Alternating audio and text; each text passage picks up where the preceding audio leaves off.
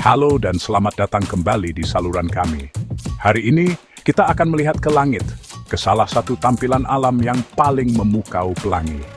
Selama ribuan tahun, lengkungan cahaya berwarna-warni ini telah memikat imajinasi manusia, menginspirasi keajaiban dan kekaguman di setiap sudut planet kita.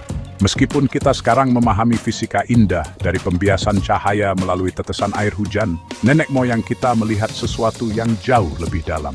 Mereka melihat pesan dari para dewa, jalur ke alam lain, dan kisah-kisah epik yang tertulis dalam cahaya di langit. Jadi, mari bergabung dengan saya saat kita memulai perjalanan melintasi budaya dan benua untuk menjelajahi kekayaan mitos dan legenda yang terjalin di sekitar fenomena langit ini. Kita akan menemukan bahwa pelangi lebih dari sekadar tontonan cuaca dan cahaya yang singkat. Ia adalah simbol universal, kanvas tempat umat manusia melukiskan harapan, ketakutan, dan keyakinan terdalamnya. Setiap budaya menawarkan lensa unik untuk melihat keajaiban ini, mengungkapkan keinginan manusia yang sama untuk menemukan makna dan keajaiban di dunia di sekitar kita. Dari jembatan berapi para prajurit Nordik hingga ular langit di pedalaman Australia, kisah-kisah itu bervariasi dan semarak seperti warna pelangi itu sendiri. Kita akan melihat bagaimana lengkungan cahaya sederhana ini telah ditafsirkan sebagai janji ilahi, jembatan kekasih, jalan penjaga, dan peta harta karun. Bersiaplah untuk terkejut oleh kreativitas dan kedalaman jiwa manusia saat kita mengungkap legenda luar biasa yang tersembunyi di dalam pelangi. Perjalanan kita dimulai di tanah utara yang dingin dan terjal, rumah bagi bangsa Viking yang tangguh. Bagi mereka, pelangi bukanlah lengkungan perdamaian yang lembut, melainkan struktur kekuatan yang luar biasa dan makna kosmik. Mereka menyebutnya Bifrost, jembatan tiga unta yang berkilauan, ditempa dari api, udara, dan air, menyala terang di langit. Ini bukanlah jalur bagi manusia, melainkan jalan eksklusif para dewa yang menghubungkan dunia kita, Midgard, dengan alam surgawi mereka, Asgard. Itu adalah pengingat yang konstan dan jelas akan kehadiran ilahi yang mengawasi dunia manusia. Menjaga jembatan suci ini, siang dan malam, berdiri Dewa Heimdall yang selalu waspada. Dengan penglihatan yang begitu tajam sehingga ia bisa melihat ratusan mil jauhnya, dan pendengaran yang begitu tajam sehingga ia bisa mendengar rumput tumbuh di bumi, tidak ada makhluk yang bisa melewati Bifrost tanpa sepengetahuannya. Tapi struktur megah ini tidak ditakdirkan untuk bertahan selamanya. Ramalan meramalkan bahwa selama Ragnarök, senja para dewa, jembatan itu akan hancur di bawah berat raksasa Muspelheim saat mereka menyerbu Asgard, menandai akhir dunia. Bagi bangsa Nordik, pelangi adalah simbol tatanan ilahi, tetapi juga tautan rapuh menuju takdir kehancuran epik. Sekarang kita melakukan perjalanan ke selatan menuju pantai-pantai Yunani kuno yang bermandikan sinar matahari, di mana langit adalah panggung untuk drama ilahi.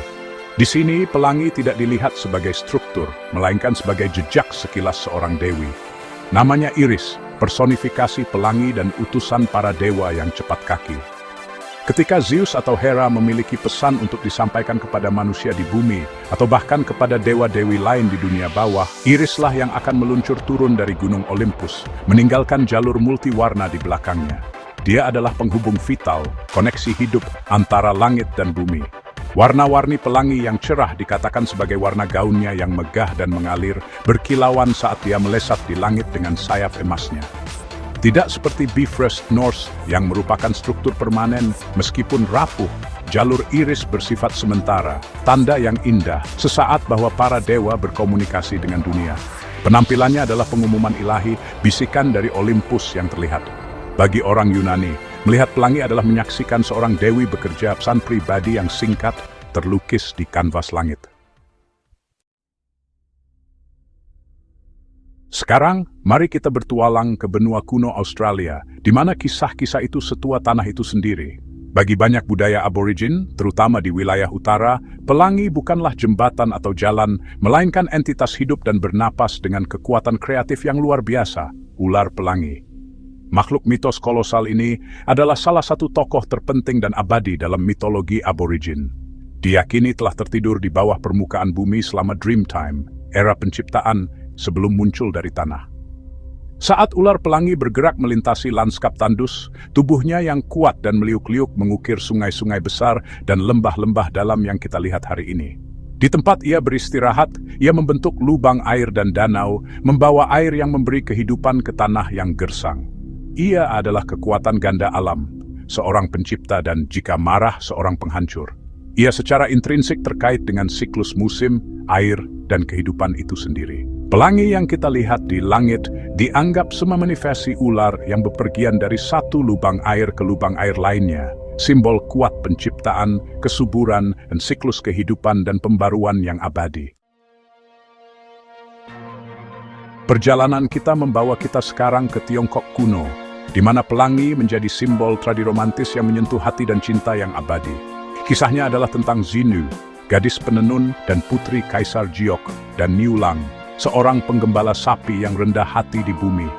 Mereka jatuh cinta dan menikah, tetapi persatuan mereka antara manusia fana dan dewa membuat marah surga.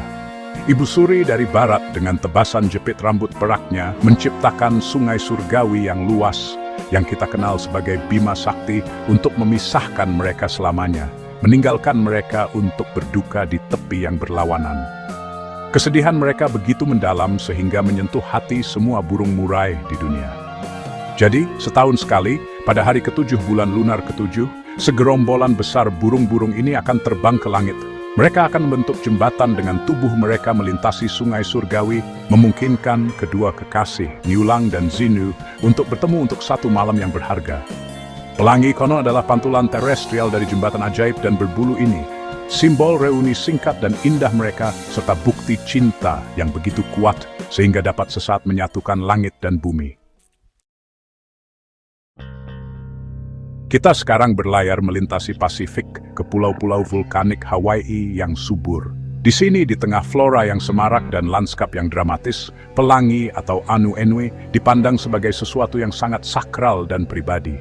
Ini bukan hanya jembatan bagi para dewa, tetapi jalan bagi jiwa-jiwa yang paling dihormati para leluhur dan para kepala suku, para alii. Ketika pelangi muncul, itu sering ditafsirkan sebagai tanda bahwa roh leluhur tercinta sedang bepergian antara alam duniawi dan spiritual, atau bahkan turun untuk menawarkan bimbingan dan perlindungan kepada keturunan mereka yang masih hidup. Jalan surgawi ini adalah simbol koneksi yang menghibur dan kuat ke masa lalu dan ke ilahi. Itu adalah jaminan yang terlihat bahwa para leluhur tidak meninggalkan rakyat mereka, tetapi mengawasi mereka. Dalam beberapa tradisi, pelangi juga dilihat sebagai tangga atau gerbang yang digunakan oleh para dewa seperti Kane untuk turun ke bumi. Melihat pelangi, terutama yang tampak menyentuh tanah di dekatnya, adalah pertanda kuat, momen sakral yang menegaskan pelukan pelindung parewa dan kehadiran abadi para leluhur, menghubungkan orang Hawaii dengan garis keturunan suci mereka. Kita menyeberangi Atlantik ke Emerald Isle, Irlandia, sebuah negeri yang kaya akan cerita rakyat dan pesona.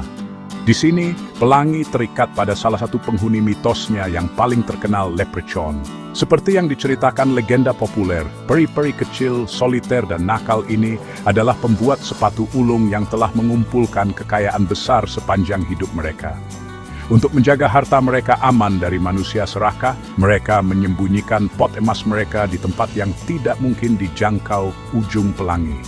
Ini tentu saja adalah trik cerdas, karena ujung pelangi adalah ilusi optik yang mundur saat seseorang mendekatinya. Kisah ini, meskipun aneh, dengan indah menangkap kebenaran yang lebih dalam tentang pelangi. Ini mewakili keinginan yang tidak dapat dicapai, janji indah yang selalu berada di luar jangkauan kita. Pot emas bukan hanya harta literal, itu melambangkan impian, harapan, dan pengejaran kebahagiaan, hal-hal yang sering dikejar tetapi tidak pernah benar-benar tertangkap.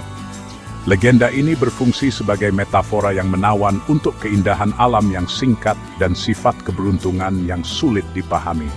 Bagi orang Irlandia, pelangi adalah kedipan mata yang menyenangkan dari dunia cerita rakyat, pemandangan ajaib dan menggoda yang mengingatkan mereka akan pesona yang tersembunyi di dalam lanskap mereka. Mari kita sekarang melakukan perjalanan ke peradaban kuno Mesoamerika, ke dunia Maya. Dalam kosmologi mereka yang kompleks, segala sesuatu di alam memiliki tujuan ilahi, dan pelangi tidak terkecuali. Itu sering disebut senyuman matahari, ekspresi gembira dari langit. Lebih penting lagi, itu dilihat sebagai mahkota atau hiasan kepala untuk Ixchel, Dewi Bulan, air, tenun, dan persalinan yang kuat dan multifaset. Sebagai dewi yang mengatur penciptaan dan kehancuran, kehadirannya sangat penting. Ketika pelangi muncul, itu adalah tanda bahwa Ixchel senang dan memberikan berkatnya kepada dunia. Itu adalah simbol kesuburan dan kehidupan, pertanda positif bahwa hujan yang dia kendalikan akan lembut dan bergizi daripada merusak. Pelangi juga dilihat sebagai nahwal, pendamping spiritual atau manifestasi dewi itu sendiri, bertindak sebagai jembatan yang dapat dia gunakan untuk melintasi berbagai lapisan kosmos.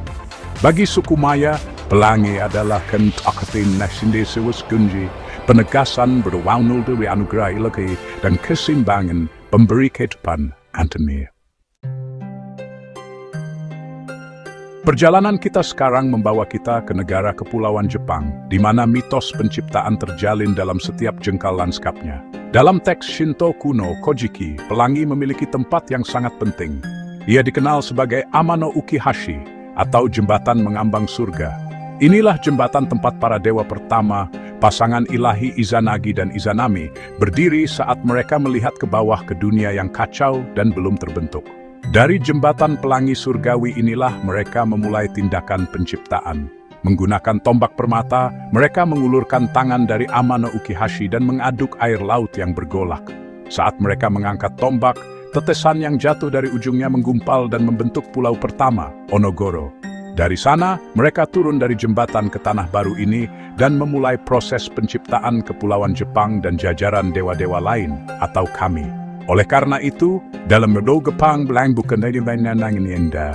Ia adalah titik awal duci, jalan suci dari menciptakan semua ciptaan muncul, selamanya menghubungkan dunia bis dengan seluruh syaitan. Sekarang kita beralih ke benua Afrika yang luas dan beragam, di mana banyak kepercayaan mewarnai langit. Di banyak budaya yang berbeda, pelangi sering dikaitkan dengan ular yang agung dan perkasa. Di beberapa bagian Afrika Barat misalnya, pelangi diyakini sebagai ular kolosal yang melengkung di langit. Namanya Aida Weddo dalam tradisi Vodun, roh ular kekayaan dan kebijaksanaan. Ular ini adalah kekuatan yang baik hati, yang kehadirannya menandakan kemakmuran dan keberuntungan. Dikatakan menahan langit di tempatnya. Dalam tradisi lain, terutama di antara beberapa suku Zulu dan San di Afrika Selatan, ular pelangi memiliki peran yang berbeda. Diyakini bahwa ular besar ini hidup di sumber air yang dalam di bumi. Ketika haus, ia melengkung ke langit untuk minum dari lautan surgawi yang besar, dan gerakannya dapat menyebabkan hujan turun. Dalam konteks ini, pelangi adalah aktor langsung dalam siklus cuaca, makhluk hidup yang tindakannya membawa hujan yang memberi kehidupan. Baik sebagai penjaga yang baik hati atau kekuatan alam yang kolosal, ular pelangi Afrika adalah simbol kuat dari hubungan antara langit, air, dan bumi. Akhirnya, perjalanan kita membawa kita pada sebuah kisah yang akrab bagi banyak orang di seluruh dunia dari agama-agama Abrahamik Yahudi, Kristen, dan Islam. Dalam kitab Kejadian, pelangi muncul setelah air bah, peristiwa dahsyat yang membersihkan dunia yang hilang karena kejahatan. Setelah air surut dan bahtera Nuh berhenti di Gunung Ararat, Tuhan membuat janji khusyuk kepada Nuh dan kepada semua makhluk hidup bahwa Dia tidak akan pernah lagi menghancurkan bumi dengan air bah. Sebagai tanda perjanjian abadi ini, Dia menempatkan busurnya di awan. Di sini pelangi bukanlah jembatan atau makhluk, melainkan meterai ilahi, tanda tangan janji Tuhan. Itu adalah simbol belas kasihan, pengampunan, dan harapan. Itu mengubah instrumen perang, busur, menjadi mercusuar perdamaian, lengkungannya menjauh dari bumi. Setiap kali pelangi muncul di langit setelah badai, itu berfungsi sebagai pengingat yang kuat dan indah akan janji ini. Itu menandikan bahwa bahkan setelah badai tergelap, ada janji pembaruan, awal yang baru dan hubungan abadi antara ilahi dan manusia mengubah fenomena alam menjadi pernyataan teologis yang mendalam. Jadi, kita telah melakukan perjalanan keliling dunia dari Fjord es di utara hingga gurun Australia yang panas terik, dan kita telah melihat pelangi melalui mata budaya yang tak terhitung jumlahnya. Yang kita temukan adalah konsistensi yang luar biasa dalam kekuatannya untuk menginspirasi. Meskipun penjelasan ilmiah, fisika cahaya dan air yang elegan itu indah dengan sendirinya, itu tidak mengurangi kekuatan kisah-kisah kuno ini. Faktanya, itu menambah lapisan lain pada apresiasi kita. Mitos-mitos ini mengungkapkan naluri dasar manusia untuk melihat dunia sebagai tempat keajaiban dan makna. Baik dilihat sebagai jembatan berapi ke para dewa, ular penciptaan, pertemuan kekasih, atau janji ilahi, pelangi secara konsisten mewakili hubungan dengan sesuatu yang lebih besar dari diri kita sendiri. Ini adalah jembatan antara dunia, antara yang fana dan ilahi, bumi dan langit, keputusasaan dan harapan, cinta dan kehilangan. Kisah-kisah ini adalah bukti imajinasi kita yang sama, refleksi berwarna-warni dari jiwa manusia yang diproyeksikan ke kanvas langit. Mereka menunjukkan kepada kita bahwa selama kita melihat ke atas, kita telah berusaha menemukan keajaiban, tujuan, dan keindahan di dunia di sekitar kita. Pelangi mengingatkan kita bahwa bahkan setelah badai tergelap, masih ada cahaya dan keindahan. Ini adalah simbol harapan universal yang melampaui bahasa dan budaya. Dan sekarang, saya ingin mendengar dari Anda. Kisah atau kepercayaan apa tentang pelangi yang ada dalam budaya atau keluarga Anda? Silakan bagikan di kolom komentar di bawah. Terima kasih telah bergabung dengan saya dalam perjalanan penuh warna ini. Sampai jumpa lagi, teruslah melihat ke atas.